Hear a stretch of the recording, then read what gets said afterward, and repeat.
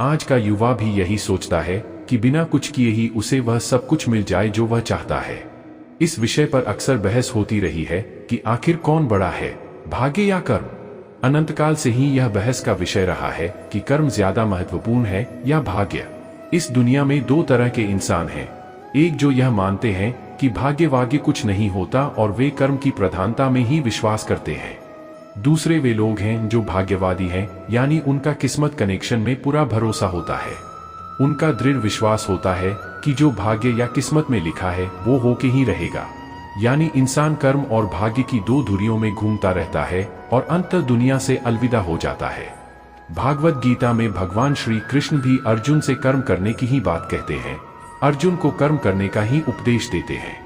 श्री कृष्ण कहते हैं कि हे अर्जुन, राज्य तुम्हारे भाग्य में है या नहीं ये तो बात की बात है, परंतु युद्ध तो तुम्हें पहले लड़ना ही होगा, कर्म तो तुम्हें करना ही होगा। वक्त से लड़कर जो नसीब बदल दे इंसान वही जो अपनी तकदीर बदल दे।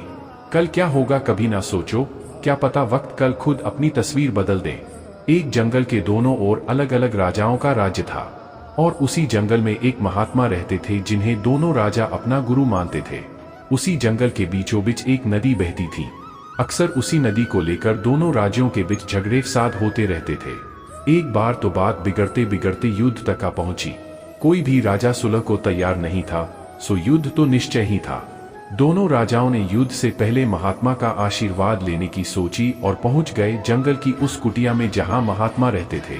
पहले एक राजा आया और उसने महात्मा से युद्ध में विजय का आशीर्वाद मांगा। महात्मा ने कुछ देर उस राजा को निहारा और कहा कि राजन, तुम्हारे भाग्य में जीत नहीं दिखती, आगे ईश्वर की मर्जी।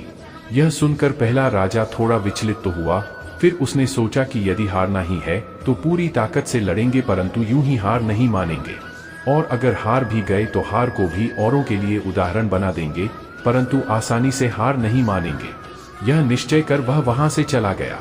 दूसरा राजा भी जीत का आशीर्वाद लेने महात्मा के पास आया, उनके पैर छुए और विजय श्री का आशीर्वाद मांगा। महात्मा ने उसे भी कुछ देर निहारा और कहा कि बेटा, भाग्य तो तुम्हारे साथ ही है। यह सुनकर राजा तो खुशी से भर गया और वापस जाकर निश्चिंत हो गया, जैसे कि उसने युद्ध तो जीत ही लिया हो। अंततः युद्ध का दिन आया। दोनों सेना एक दूसरे के आमने सामने थे और युद्ध का बिगुल बज गया। युद्ध प्रारंभ हो चुका था। एक तरफ की सेना यह सोचकर लड़ रही थी कि चाहे किस्मत में हार हो पर हम हार नहीं मानेंगे, हम अपना सर्वश्रेष्ठ कोशिश करेंगे, अपना सर्वस्व झोंक देंगे। और वहीं दूसरी तरफ की सेना एक निश्चिंत मानसिकता के साथ लड़ रही थी कि जितना तो हमें ही है, तो घबराना कैसा। लड़ते लड़ते दूसरी सेना के राजा के घोड़े के पैर का नाल भी निकल गया और घोड़ा लड़खड़ाने लगा, पर राजा ने ध्यान ही नहीं दिया, क्योंकि उसके दिमाग में एक ही बात चल रहा था कि जब जीत मेरे भाग्य में है ही फिर किस बात की चिंता। कुछ ही क्षण बाद दूसरे राजा का घोड़ा लड़खड़ा कर गिर गया, जिससे राजा भी जमीन पे गिर पड़ा और घायल हो गया और वह दुश्मनों के बीच घिर गया। पहले राजा के सैनिकों ने उसे बंधक बना लिए एवं उसे अपने राजा को सौंप दिया। युद्ध का निर्णय हो चुका था। युद्ध का परिणाम बिल्कुल महात्मा के भविष्यवाणी के उलट था। निर्णय के बाद महात्मा भी वहां पहुंच गए। अब दोनों राजाओं को बड़ी जिज्ञासा थी कि आखिर भाग्य का लिखा बदल कैसे गया। दोनों ने महात्मा से प्रश्न किया कि गुरुवर, आखिर ये कैसे संभव हुआ। महात्मा ने मुस्कुराते हुए उत्तर दिया, राजन, भाग्य नहीं बदला, वो बिल्कुल अपने जगह सही है, पर तुम लोग बदल गए हो। उन्होंने विजेता राजा की ओर इशारा करते हुए कहा कि अब आपको ही देखो राजन, आपने संभावित हार के बारे में सुनकर दिन रात एक कर दिया। सब कुछ भूलकर आप जबरदस्त तैयारी में जुट गए, यह सोचकर कि परिणाम चाहे जो भी हो पर हार नहीं मानूंगा। खुद हर बात का ख्याल रखा, खुद ही हर रणनीति बनाई, जबकि पहले आपकी योजना सेनापति के भरोसे युद्ध लड़ने की थी। अब महात्मा ने पराजित राजा की ओर इशारा करते हुए कहा कि राजन, आपने तो युद्ध से पहले ही जीत का जश्न मानना शुरू कर दिया था। आपने तो अपने घोड़े की नाल तक का ख्याल नहीं रखा, फिर आप इतनी बड़ी सेना को कैसे संभालते और कैसे उनको कुशल नेतृत्व देते। और हुआ वही जो होना लिखा था। भाग्य नहीं बदला, पर जिनके भाग्य में जो लिखा था उन्होंने ही अपना व्यक्तित्व बदल लिया, फिर बेचारा भाग्य क्या करता। दोस्तों, हमें इस कहानी से यह सीख मिलती है कि भाग्य उस लोहे की तरह वहीं खींचा चला जाता है जहां कर्म का चुंबक हो। हम भाग्य के अधीन नहीं हैं, हम तो स्वयं भाग्य के निर्माता हैं। यह सत्य है कि भाग्य भी उन लोगों का साथ देता है जो कर्म करते हैं। किसी खुरदरे पत्थर को चिकना बनाने के लिए हमें उसे रोज घिसना पड़ेगा। ऐसा ही जिंदगी में समझें, हम जिस भी क्षेत्र में हो, स्तर पर हो, हम अपना कर्म करते रहें बिना फल की चिंता किए। 2 इस कथा से जानिए, कर्म बड़ा या भाग्य। इस संसार में कर्म को मानने वाले लोग कहते हैं भाग्य कुछ नहीं होता, और भाग्यवादी लोग यानी जो सिर्फ भाग्य पे भरोसा करते हैं, वो कहते हैं किस्मत में जो कुछ लिखा होगा वही होकर रहेगा। अर्थात इंसान कर्म और भाग्य इन 2 बिंदुओं की दूरी पर घूमता रहता है और एक दिन इस जग को अलविदा कहकर चला जाता है। तो चलिए भाग्य और कर्म को अच्छे से समझने के लिए पुराणों में बताया गया एक कहानी से समझते हैं। एक बार की बात है कि देवर्षि नारद वैकुंठ धाम गए। वहां उन्होंने भगवान विष्णु को प्रणाम किया और श्रीहरि विष्णु भगवान से कहा, हे प्रभु, पृथ्वी पर अब आपका प्रभाव कम हो रहा है। धर्म की राह पर चलने वालों को कोई अच्छा फल नहीं मिल रहा, और जो पाप कर रहे हैं उनका सब भला हो रहा है, उनके मजे ही मजे हैं। तब श्रीहरि विष्णु भगवान ने कहा, ऐसा नहीं है नारद, जो भी हो रहा है सब नियति के कारण हो रहा है। नारद बोले, प्रभु, मैं तो यह सब पृथ्वीलोक देखकर आ रहा हूँ। पापियों को अच्छा फल मिल रहा है और भला करने वाले, धर्म के रास्ते पर चलने वाले लोगों को बुरा फल मिल रहा है। श्री विष्णु भगवान ने कहा, नारद, कोई ऐसी घटना बताओ जो तुमने देखा हो।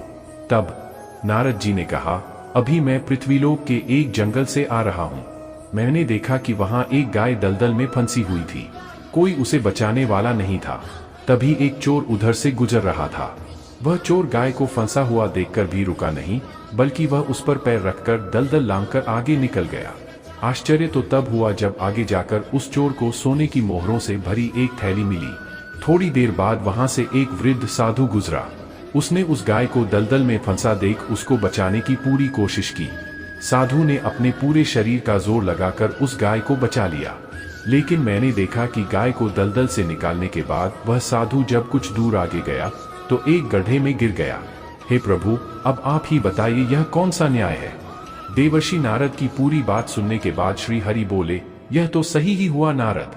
जो चोर गाय पर पैर रखकर भाग गया था, उसकी किस्मत में तो पहले से ही एक खजाना था, लेकिन उसके इस पाप के कारण उसे केवल कुछ मोहरें ही मिली। परंतु प्रभु, नारद बोले, बेचारे उस साधु ने तो कोई पाप नहीं किया था, फिर उसे गड्ढे में गिरकर मृत्यु क्यों मिली। तब श्री विष्णु भगवान ने नारद को समझाया, नारद, उस साधु को गड्ढे में इसलिए गिरना पड़ा क्योंकि उसके भाग्य में उस समय बहुत ही कष्टदायक मृत्यु लिखी थी, लेकिन गाय को बचाने के कारण उसके पुण्य बढ़ गए और उसकी मृत्यु एक छोटी सी चोट में बदल गई, जिससे उसे मृत्यु के समय बहुत ही कम दर्द का आभास हुआ और वह स्वर्ग के भागी बना। अब नारद जी संतुष्ट थे, इसलिए इंसान के कर्म से उसका भाग्य तय होता है। इंसान को कर्म करते रहना चाहिए, क्योंकि कर्म से भाग्य बदला जा सकता है। कर्म प्रधान विश्व रचि राखा, जो जस करही सो तस फल चाखा। भावार्थ, तुलसीदास जी कहते हैं कि यह विश्व कर्म प्रधान है। मनुष्य जैसा बोता है वैसा ही काटता है, यानी जैसे कर्म वह करता है उसे उनका वैसा ही फल मिल जाता है। यहाँ कोई भी हेरा फेरी नहीं होती, यह सीधा सा गणित है। अच्छे कर्म करने पर सुख समृद्धि मिलती है, इसके विपरीत बुरे कर्म करने पर दुख और परेशानियां ही मिलती हैं। एक समय की बात है, एक गांव में एक बड़ा दुखी आदमी रहता था। उसके पास धन की कमी थी और उसका परिवार गरीबी की चपेट में आया हुआ था। वह अपने अच्छे दिनों की यादों में खोया रहता था और अपने भाग्य को दोषी मानता था। एक दिन वह एक बूढ़े ब्राह्मण के पास गया और अपनी समस्याओं का विवरण किया। ब्राह्मण ने उसे बताया कि उसे भाग्य को दोषी ठहराने की बजाय कर्म पर ध्यान केंद्रित करना चाहिए। वह बताया कि कर्मों का प्रभाव भाग्य के प्रति अधिक होता है और अपने कर्मों के माध्यम से मनुष्य अपना भाग्य बदल सकता है। ब्राह्मण ने उसे अपने साथ अपने देश में यात्रा करने का आह्वान किया। यात्रा के दौरान ब्राह्मण ने उसे ज्ञानवान संत मिले। संत ने उसे अपने पास बुलाया और उसे अपनी कठिनाइयों का समाधान बताया। संत ने कहा, भाई, तुम खुदा की कृपा से जीवन में सुखी हो सकते हो। खुदा तुम्हारे कर्मों के आधार पर तुम्हें फल देता है। अगर तुम अच्छे कर्म करोगे तो खुदा तुम्हें सुख देगा। उसके मन में एक नई आशा जागी। उसने ध्यान दिया और एक नेत्रों में चमक दिखाई दी। वह ब्राह्मण और संत के पास जाकर धन्यवाद किया और अपना आभार व्यक्त किया। उसने अपने कर्मों की प्रशंसा की और उन्हें अपने दुहकों से निजात पाने के लिए धन्यवाद दिया। धीरे धीरे उसका जीवन बदलने लगा। वह सत्य और न्याय के मार्ग पर चलने लगा और अपने कर्मों में लग गया। उसने अपने परिवार को संभालना शुरू किया और धन की कमी को दूर करने के लिए मेहनत की। दिन रात मेहनत करने के बाद उसके परिवार की स्थिति सुधारने लगी। धीरे धीरे धन का आगमन होने लगा और उसके जीवन में खुशियां आने लगी। वह अपने भाग्य को स्वयं ही बदलने की शक्ति पा चुका था। एक दिन वह फिर संत के पास गया और उसे देखकर धन्यवाद दिया। वह बताने लगा कि उसने कर्म के माध्यम से अपना भाग्य बदल दिया है। संत ने उसे आशीर्वाद दिया और कहा, बेटा, यह तुम्हारे अच्छे कर्मों का फल है। तुमने सच में अपने भाग्य को बदल दिया है। इस कहानी से हमें यह सीख मिलती है कि भाग्य और कर्म दोनों में तालमेल होना चाहिए। हालांकि भाग्य एक महत्वपूर्ण अंश है, लेकिन हमें अपने कर्मों पर भी ध्यान देना चाहिए। अगर हम सच्ची मेहनत करें, ईमानदारी से काम करें और सबका भला करने का प्रयास करें, तो हम खुदा की कृपा प्राप्त कर सकते हैं और अपने भाग्य को भी बदल सकते हैं। इस कहानी से हमें यह सीख मिलती है कि भाग्य और कर्म एक दूसरे से अटूट रूप से जुड़े हुए हैं। हमें मेहनत करनी चाहिए, निरंतरता बनाए रखनी चाहिए और संघर्ष में निरंतरता से अग्रसर रहना चाहिए। हमें अपने कर्मों पर विश्वास रखना चाहिए और समय के साथ सही अवसरों का सम्मान करना चाहिए। दोस्तों, वीडियो पसंद आए तो वीडियो को लाइक, शेयर, कमेंट जरूर करें और हमारे चैनल पर नए हैं तो चैनल को सब्सक्राइब करके बेल आइकन को प्रेस करें ताकि ऐसे ही वीडियो आप तक पहुंचती रहे। कमेंट में जय श्री कृष्णा, राधे राधे जरूर लिखें। धन्यवाद।